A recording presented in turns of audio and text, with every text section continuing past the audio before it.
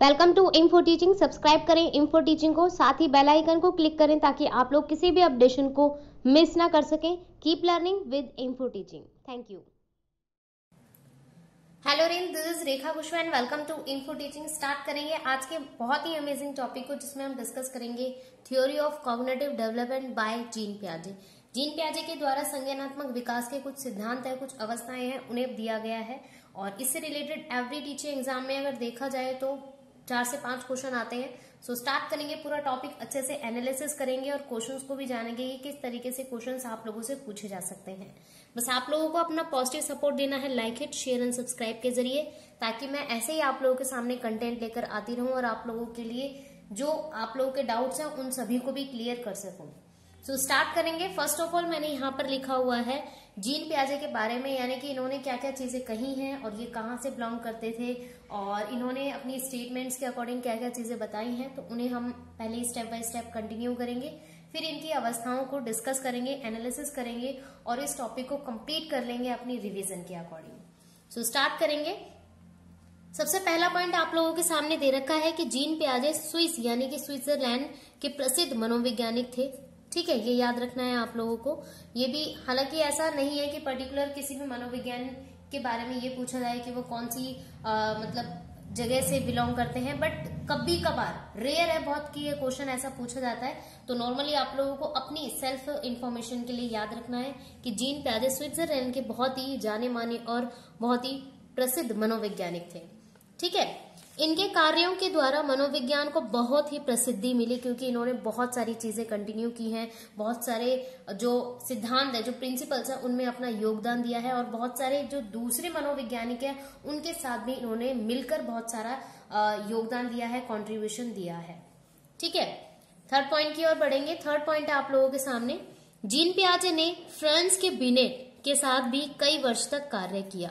ये पॉइंट भी आप लोगों को याद रखना है। अब आप लोगों को कमेंट सेक्शन में बताना है कि जो बिनेट हैं वो कौन से सिद्धांत के लिए जाने जाते हैं। तो पहला क्वेश्चन है आप लोगों का, कमेंट सेक्शन में आंसर देंगे सभी। ठीक है, तो जीन पियाजे ने फ्रांस के जो बिनेट थे उनके साथ भी कई वर्षों तक कार्य किया और वही अभी चीज मैंने बताई आप लोगों को कि कई मनोवैज्ञानिकों के साथ काम करके बहुत ही अच्छा योगदान दिया है मनोविज्ञान के अकॉर्डिंग। तो ये इन्होंने बिने के साथ भी किए हैं और भी बहुत सारे मनोवैज्ञानिक हैं। आगे बढ़ते हैं। फोर्थ पॉइंट है, जीन पियाजे ने कहा कि बुद्धि जन्मजात नहीं होती। जो बुद्धि की प्रक्रिया है वो जन्मजात नहीं होती, ये इन्होंने कहा है और ये स्टेटमेंट पूछ ली जाती है कि बुद्धि जन्मजात नहीं होती, ये कथन किसका है या ये जो स्टेटमेंट है ये किसके द्वारा कही गई है। तो इस तरीके से भी आप लोग क्वेश्चंस याद रखेंगे। ठीक है, तो इन्होंने पर्टिकुलर स्टेटमेंट को, इस कथन को कहा है कि जो बुद्धि है वो जन्मजात नहीं होती।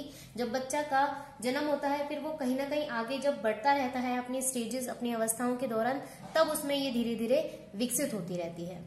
ठीक है, नेक्स्ट है हमारे सामने पॉइंट, इन्होंने कहा कि व्यक्ति के विकास में उसका बचपन एक महत्वपूर्ण भूमिका निभाता है। इन्होंने ये भी चीज कहा है कि जो बच्चा है, बच्चे के अकॉर्डिंग जो उसका बचपन रहता है, किसी भी व्यक्ति, किसी भी पर्सन का जो बचपन है, जो उसका चाइल्डहुड है, वो बहुत ज्यादा एक, जिसे हम कह सकते हैं कि इम्पोर्टेंट रोल प्ले करता है किसी भी पर्सन के जीवन में। तो ये सबसे इम्पोर्टेंट बात इन्होंने कही थी और इस चीज को एज अ स्टेटमेंट के अकॉर्डिंग भी हम याद रख सकते हैं। ठीक है, फिर इन्होंने कहा है कि जीन पियाजे ने व्यापक स्तर पर संज्ञानात्मक विकास का अध्ययन किया, क्योंकि इन्होंने कहा है कि बालक द्वारा अर्जित ज्ञान के भंडार का स्वरूप विकास के प्रत्येक स्वरूपों यानी कि अवस्थाओं से होकर गुजरता है या बदलता रहता है। जो संज्ञानात्मक विकास है नॉर्मली क्या है, नॉर्मली अगर देखा जाए तो संज्ञानात्मक वो चीजें जहां पर इन्होंने कहा है कि जो कोई भी बच्चा है वो अपनी जो स्टेजेस है, मतलब अवस्थाएं हैं, उनसे होकर गुजरता है। वो अपनी जो मतलब चाहे वो अपना संज्ञानात्मक विकास कर रहा है, वो किसी के अकॉर्डिंग भी कर रहा हो, चाहे वो नॉर्मली मेंटली कर रहा है, चाहे वो शारीरिक रूप से कर रहा है, तो वो सब एक स्टेजेस से होकर गुजरता है। तो उसकी भी कुछ अपने अंदर ही एक, जिसे हम कह सकते हैं, कुछ लिमिटेशंस हैं। उसको हम एक्स्ट्रा नहीं कर सकते, ना ही हम उसे कम कर सकते हैं।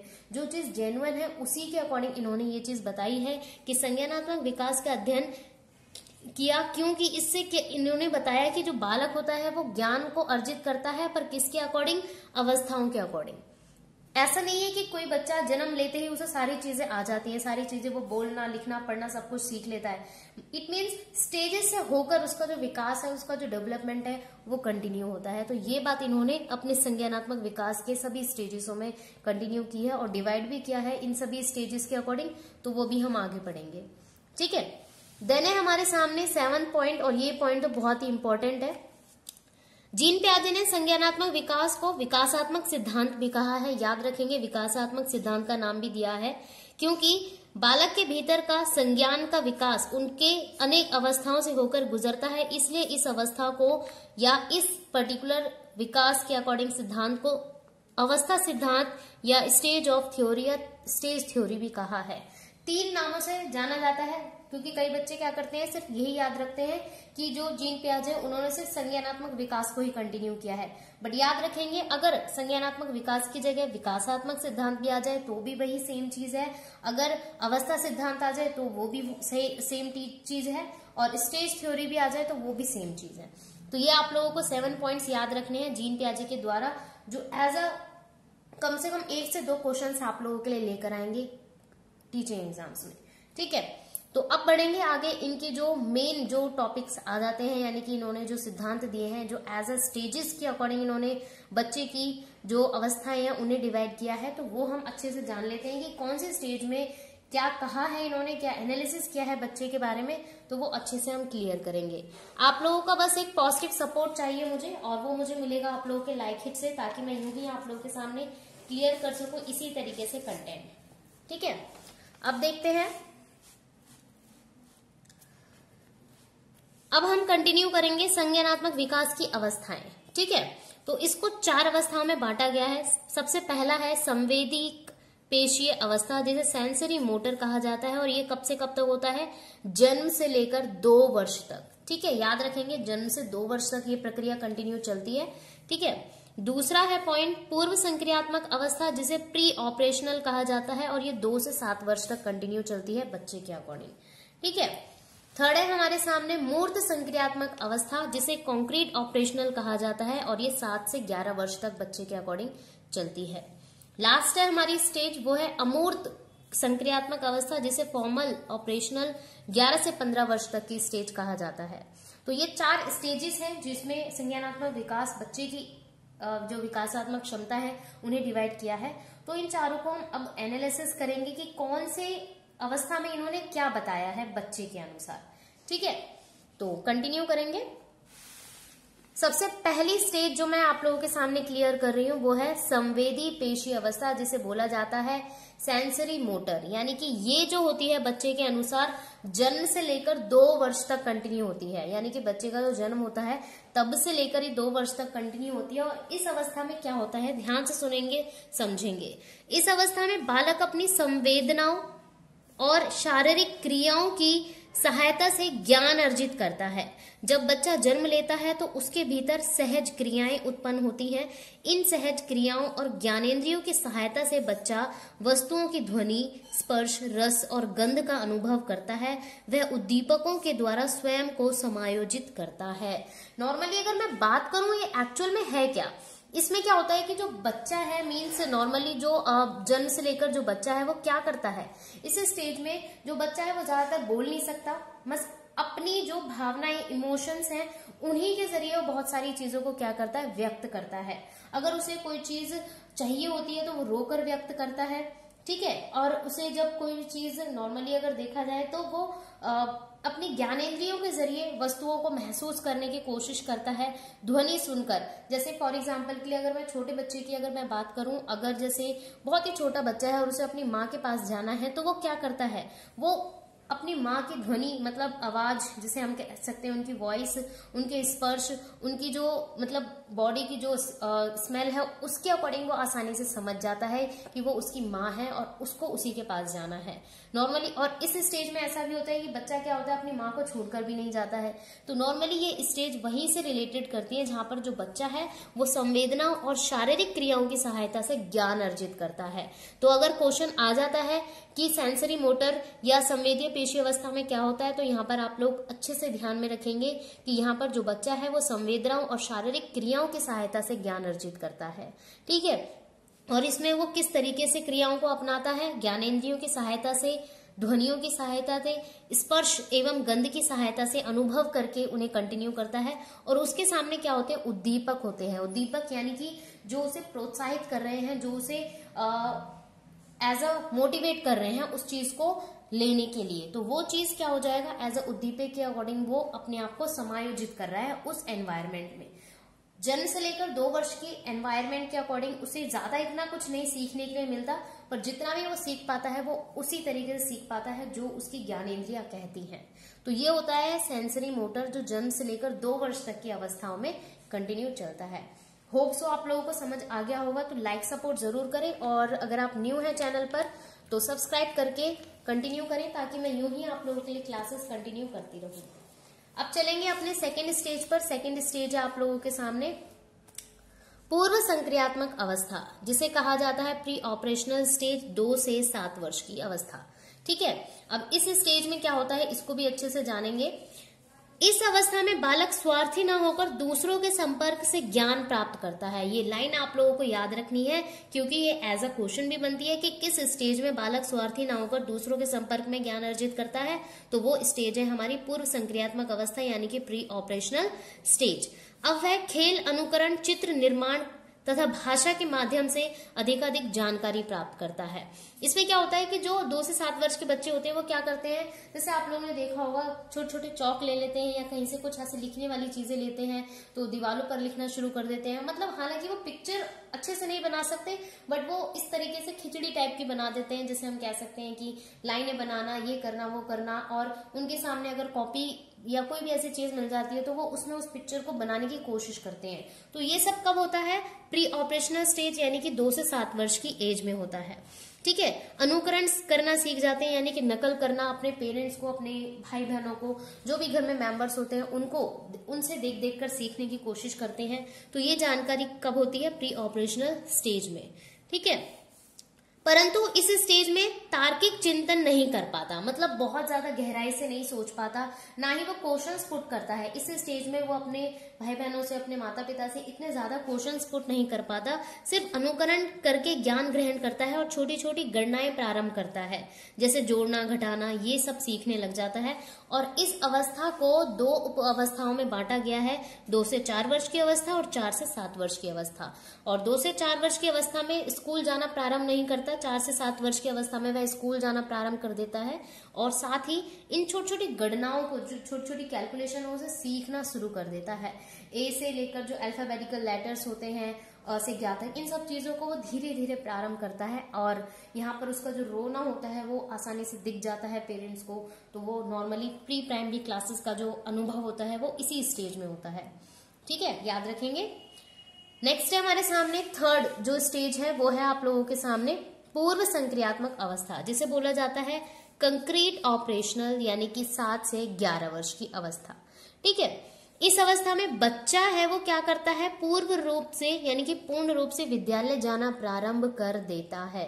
इस स्टेज में 7 से 11 वर्ष की एज में बिल्कुल एक अच्छे तरीके से, यानी कि उसका जो रोना धोना होता है वो भी कम हो जाता है, क्योंकि प्री प्राइमरी के बाद वो LKG KG फर्स्ट क्लास में कंटिन्यू करता है, अपने आप को आगे बढ़ाता है। तो वहां पर उसका रोना कम हो जाता है क्लासेस के अकॉर्डिंग, और साथ ही स्कूल में पूर्ण रूप से, मतलब अच्छे तरीके से जाना प्रारंभ कर देता है, एवं वस्तुओं एवं घटनाओं के भी तार्किक चिंतन शुरू कर देता है। इस स्टेज में ये क्वेश्चन रिपीट होता है कि मूर्त संक्रियात्मक अवस्था यानी कि कंक्रीट ऑपरेशनल स्टेज में ही ऐसा होता है जहां पर बच्चा तार्किक चिंतन शुरू कर देता है, अपने माता पिता से, अपने भाई बहनों से, अपने दोस्तों से क्वेश्चंस पे क्वेश्चन पुट करता है कि ये ऐसा क्यों होता है, वैसा क्यों होता है। तो ये तार्किक चिंतन होता है, और इस स्टेज में वो तार्किक चिंतन शुरू कर देता है। तो ये क्वेश्चन कई बार रिपीट होता है, इसको भी ध्यान रखेंगे।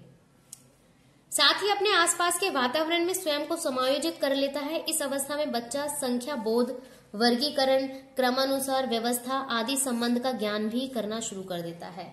इट मीन्स यहाँ पर उसे थोड़ी सी हाई लेवल की चीजें मिलती हैं जो as a pre operational stage के अकॉर्डिंग होती हैं। वहां पर वो छोटी छोटी गणनाएं सीखता है, यहाँ पर उसे बड़ी बड़ी चीजें सिखाई जाती हैं, और उसमें वो कोशिश करना प्रारंभ कर देता है। उसमें एक कंपटीशन लेवल की तैयारी शुरू हो जाती है कि अगर उसका जो सहपाठी है, अगर वो 4 क्वेश्चन आसानी से उसने कम टाइम में कर दिया, उसने अपना काम सारा जल्दी कर लिया, तो वो एक उसके अंदर भी मतलब भावना उत्पन्न होगी कि मैं भी इस काम को जल्द से जल्द करके दिखाऊं। तो ये मूर्त संक्रियात्मक स्टेज होती है, और इस स्टेज में जो बच्चा है उसकी जो बुद्धि का विकास है वो बहुत ही स्पीड में होता है, बहुत सारी चीजों को वो काफी अच्छे तरीके से एनालिसिस करके सीख जाता है।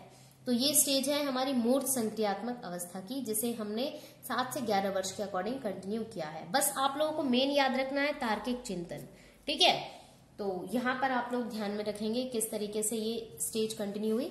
होप सो आप लोगों को समझ आ रहा है। सो प्लीज लाइक हिट जरूर कर दीजिए, क्योंकि आप लोगों के like hit and share and subscribe की बहुत ज्यादा जरूरत है, ताकि मैं यूं ही आप लोगों के सामने कंटेंट लेकर आती रहूं, ठीक है। अब चलेंगे अपने लास्ट स्टेज की ओर, और ये लास्ट स्टेज के अकॉर्डिंग बहुत ही अमेजिंग पॉइंट है। ये लास्ट है हमारे सामने अमूर्त संक्रियात्मक अवस्था, यानी कि फॉर्मल ऑपरेशनल स्टेज, जिसे 11 से 15 वर्ष की स्टेज के अकॉर्डिंग, एज के अकॉर्डिंग कहा जाता है। इस अवस्था में क्या क्या चीजें प्रारंभ होती हैं? इस अवस्था में देखिए, तार्किक चिंतन की क्षमता विकसित होती है, समस्या समाधान की क्षमता विकसित होती है बच्चे के अकॉर्डिंग, वास्तविक और अवास्तविक यानी कि जो असली है और जो नकली है उन सब में फर्क करना स्टार्ट कर देता है बच्चा, वास्तविक अनुभव को काल्पनिक परिस्थितियों में ढालने की कोशिश करता है। यानी कि यहाँ पर जो बच्चा होता है वो ये सोचता है कि काश मैं ऐसा कर पाता, काश मैं बड़ा होता, काश मैं, मतलब उसकी जो विशेष होती है वो आना स्टार्ट हो जाती है उसके माइंड में। उसका जो सोच विचार करना होता है वो बहुत सारी, जिसे बोल सकते हैं कि बहुत बड़े बड़े सपनों की आगे बढ़ने की कोशिश करता है। और कल्पनाओं का भी विकास होता है। कल्पना यानी कि जो नॉर्मली ऐसी इमेजिनेशन करना शुरू कर देता है जो उसके सपनों से रिलेटेड होती है, जहां वो उनको पूरा करना चाहता है, अपने लक्ष्य को पाने के अकॉर्डिंग वो आगे बढ़ता है। और यहाँ पर क्या होता है कि बच्चा अपना एक लक्ष्य निर्धारित कर लेता है इस स्टेज में, यानी कि 15 साल की एज में वो बहुत सारी चीजों को समायोजित कर लेता है अपने माइंड में। और जैसे बोल सकते हैं हम अपने माइंड में एक एम बिठा लेता है कि हाँ अब मुझे ये करना है, और अब मुझे इतना पढ़ना है, और अब मुझे इतने मार्क्स लाने। तो ये सारी की सारी चीजें 15 वर्ष की एज में स्टार्ट हो जाती है। 15 वर्ष की एज नॉर्मली अगर मैं कहूँ तो ये एज हो जाती है 9-10 के अकॉर्डिंग। 9-10 में जो बच्चा होता है वो इन सब चीजों को सोचना प्रारंभ कर देता है, ठीक है। और उसके जो सपने होते हैं, विशेष होते हैं, वो आगे क्या करना चाहता है, तो वो धीरे धीरे यहाँ पर आना स्टार्ट हो जाता है। और फाइनली जाके जब 12th क्लास आती है तब वो उन सब चीजों को क्या करता है, पूर्ण रूप से कंप्लीट तरीके से उन चीज को एडजस्ट करके आगे बढ़ता है। तो ये चीज कंटिन्यू करनी है आप लोगों को अमूर्त क्रियात्मक अवस्था यानी कि फॉर्मल ऑपरेशनल स्टेज के अकॉर्डिंग। सो होप सो आप लोगों को अच्छे से समझ आ गया होगा जो भी मैंने कंटेंट आप लोगों को क्लियर किया है। So thanks for watching. अपना लाइक सपोर्ट जरूर दें, और अगर आपको जो भी कंटेंट चाहिए तो आप लोग कमेंट सेक्शन में बताएं कि ये कमेंट आप लोगों को, मतलब ये टॉपिक आप लोगों को समझना है, तो मैं इसी तरीके से आप लोगों के सामने क्लियर करूंगी। So keep learning and thanks for watching.